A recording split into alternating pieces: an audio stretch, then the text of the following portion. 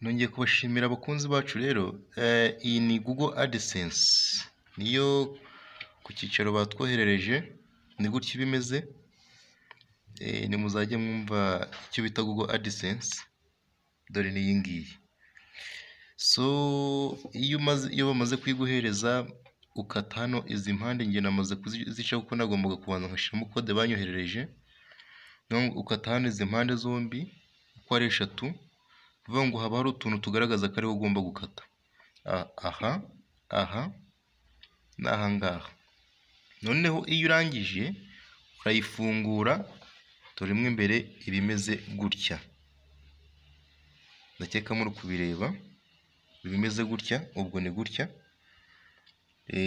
Imibare baba bakoherereje ni iyi ngiyi, ariko ngewe already namaze kuyikoresha. Ubu niyo wagira icyo uyimaza nta kintu iyi ngiyi yamara. Ni gutya AdSense iba imeze.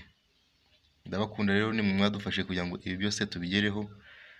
Icyubahiro muragikwiye namwe, nk'abantu badufashije, muri ab'agaciro cyane.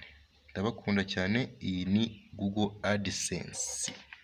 Iyi ngiyi niyo bajya gufata ku iposita. Mbibutse nanone, ukeneye gukora apply kuri YouTube channel yawe, wanyandikira inbox nagufasha. Sinaguca amafaranga menshi, ni amafaranga makeya, atarenze ibihumbi 10. Nagufashiriza ibihumbi 10, nkagufasha ku applying ibintu byose bikarangira, kandi bikarangira neza. So ndabakunda cyane rero.